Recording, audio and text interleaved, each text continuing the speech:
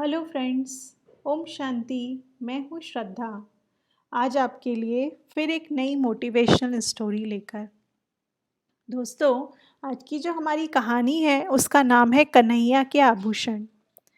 आपको आज की स्टोरी के बारे में बता कर के बहुत अच्छा लग रहा है कि स्टोरी जो है कान्हा जी के ऊपर है। इस स्टोरी में बताया है कि कैसे एक चोर एक भागवत कथा सुनता है और उसका जीवन कैसे बदल जाता है और वो कैसे एक सच्चा भगत बन जाता है। मतलब अगर हम चाहें तो भले ही हम कितने भी बुरे कर्म क्यों ना किए हुए हों, लेकिन अपने मन को बदल सकते हैं अगर इंसान सच्ची इच्छा से वो चीज़ को करना चाहे तो ज़्यादा देर ना करते हुए इस स्टोरी की शुरुआत करते हैं। पर उसके पहले अगर आपने मेरे चैनल को सब्सक्राइब नहीं किया है तो प्लीज़ इसे सब्सक्राइब कर लीजिए। इसे आपको ये कहानियाँ अच्छी लग रही है तो इसे शेयर करिए दूसरों के साथ भी, ताकि उनका भी लाइफ चेंज हो सके। और मुझे कमेंट बॉक्स में कमेंट करके ज़रूर से बताइए कि आपको कहानियाँ कैसी लग रही है। तो चलिए आज की शुरुआत करते हैं स्टोरीज़ की। हाँ, अगर आपने स्टोरीज़ को फेसबुक पे सुनना चाहते हैं तो इंस्पिरेशनल स्टोरी श्रद्धा के नाम से फेसबुक पे चैनल भी बना हुआ है और ये स्टोरीज़ को आप पढ़ भी सकते हैं। आप इसे हिंदी और इंग्लिश दोनों में ही पढ़ सकते हैं, जिसकी लिंक मैंने नीचे डिस्क्रिप्शन बॉक्स में दी हुई है। तो चलिए शुरुआत करते हैं आज की कहानी की। एक भागवत कथावाचक ब्राह्मण एक गांव में कथा वाच रहे थे। उस दिन उन्होंने नंदलाल कन्हैया के सौंदर्य, उनके आभूषणों का बड़ा ही मनमोहक वर्णन किया। अब उधर से गुजरता एक चोर भी कथा सुनने बैठ गया। उसने जब आभूषणों के बारे में सुना तो उसे लालच आ गया। उस दिन की कथा समाप्त होने पर पंडित जी को खूब दक्षिणा मिली, जिसे गठरी बनाकर वह चले गए। जरा सुनसान में पहुंचे तो चोर सामने आ गया। उसने पूछा कि ये श्याम मनोहर कृष्ण रहता कहाँ है? मुझे उसके घर से गहने चुराने हैं, अब पता बता दो। अब पंडित जी तो बहुत डर गए थे, उन्हें अपने सामान का भय हुआ। सो उन्होंने बुद्धि लगाई और कहा कि उनका पता मेरे झोले में लिखा है। यहाँ अंधेरा है, थोड़ा उजाले में चलो तो देख के बताऊं। चोर तैयार हो गया, क्योंकि उसे तो कृष्णा के गहनों से मतलब था ना, उसे जल्दी थी।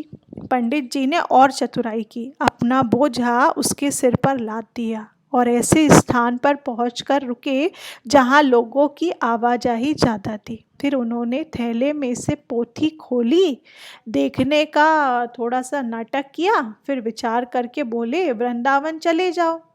मुझे जब कृष्ण जी मिले थे तो उन्होंने वृंदावन ही अपना धाम बताया था। चोर अब इस बात से संतुष्ट हो गया और पंडित जी से आशीर्वाद लेकर विदा हुआ। चोर रास्ता पूछता भटकता हुआ पैदल पैदल चलता हुआ वृंदावन चल पड़ा। अब रास्ते में उसने बड़ी तकलीफ भी सही। जहाँ जहाँ भी कन्हैया के मंदिर थे उसमें दर्शन को गया। दर्शन क्या, वह तो उनके आभूषणों को ही देखने जाता कि आखिर ऐसे आभूषण होंगे कन्हैया के पास। आभूषण निहारने में उसने इतने मंदिरों में भगवान की इतनी छवि देख ली कि उसे खुली आंखों से भी कृष्ण ही नजर आने लगे। रात को मंदिर में ठहर जाता और वहीं कुछ प्रसाद भी खा लेता। अब माखन चोर भगवान आभूषण चोर पर रीझ गए। चोर के मन में प्रभु के आभूषणों के प्रति कामना भी भा गई। गोपाल उसे जगह जगह दर्शन देते, तरह तरह के आभूषणों से सजे बालकों के रूप में, लेकिन वह उन्हें नहीं लेता। उसे तो असली गोपाल के आभूषण ही चाहिए थे, क्योंकि उसने तो सिर्फ कान्हा जी के आभूषणों की कहानी ही सुन रखी थी, उसी की महिमा सुन रखी थी। तो कोई कितने भी अच्छे आभूषण लेकर के आता, कितने भी अच्छे गहने लेकर आता, तो वो उसको लेता ही नहीं। अब चोर परेशान कि कब वो कन्हैया के धाम पहुंचेगा, और कन्हैया परेशान कि वो इतनी दूर क्यों जा रहा है, जब मैं राह में ही उसे सारे के सारे गहने देने के लिए तैयार हूँ। अब देखिए भक्त और भगवान का प्रेम। अब हुआ तो भक्त के मन में बसा चोरी का भाव अनुराग में बदल गया, क्योंकि उसकी लगन किस में थी? कृष्ण को देखकर उसके आभूषण लेने की। इसलिए वो किसी के भी आभूषण, किसी की भी ज्वेलरी को देख ही नहीं रहा था। उसके मन में सिर्फ और सिर्फ कृष्ण को देखकर उसके ही गहने लेने की ललक थी। तो चोर गोकुल पहुंच गया। एक स्थान पर नदी किनारे कृष्ण ने उसे गाय चराते उसी रूप में दर्शन दिया जो उसने मंदिर में देखी थी। जितनी छवि देखी थी सारी एक एक करके दिखा दी, आभूषणों के साथ दिखाई। चोर उनके पैरों में गिर पड़ा। प्रभु ने आभूषण उतार के दिए और बोले, लो तुम इसके लिए व्यर्थ ही इतनी दूर चले आए, मैं तो कब से तुम्हें ये सब चीज़ें दे रहा था। चोर बोला, आपको देख लिया तो आभूषणों की चमक भी फीकी पड़ गई, अब तो आपको ही चुराऊंगा। कृष्ण हंसने लगे, मुझे चुराओगे? कहाँ लेकर जाओगे? चोर बोला, वह तो नहीं पता, सोचकर बताता हूँ, लेकिन मुझे अब आपके आभूषण नहीं चाहिए, अब तो मुझे आपकी ही लालसा है। चोर सोचता रहा और प्रभु जो थे वो हंसते रहे। चोर ने बुद्धि दौड़ा ली, लेकिन कोई स्थान न सूझा। उसे चिंता थी कि इतनी मेहनत से वो इन्हें चुरा ले जाए और फिर सुरक्षा ना कर पाए और कोई भी और ना चुरा ले। सोचते सोचते उसे नींद आने लगी। उसको उपाय सूझा, जब तक मैं निर्णय नहीं कर लेता कि आपको कहाँ रखूँगा, आप मुझे रोज दर्शन देते रहो, जिससे मुझे भरोसा रहे कि मेरी चोरी का सामान भी सुरक्षित है। अब कृष्ण खूब हंसे। उन्होंने कहा, ठीक है, ऐसा ही होगा, लेकिन तुम्हें कुछ आभूषण तो लेना ही होगा। मना कर दिया, आप मुझे रोज शाम दर्शन देते रहना। वह अपने गांव ऐसा बोलकर लौट आया। अब पंडित जी फिर से वहीं बैठकर कथा वाच रहे थे। उन्हें उस चोर ने जाकर सारी बात बताई। अब उसे यकीन ना हुआ तो शाम को जब प्रभु दर्शन देने के लिए आए तो चोर ने उनका एक आभूषण मांगकर दिखाया और ये बात साबित कर दी कि वो रोज श्री कृष्ण से मिलता है। पंडित जी बोले, भाई चोर, असली साधु तो तू ही है। मैं तो कान्हा का नाम लेकर बस कथा सुनाता रहा और आजीविका जुटाता रहा, लेकिन तुमने तो उन्हें ही जीत लिया।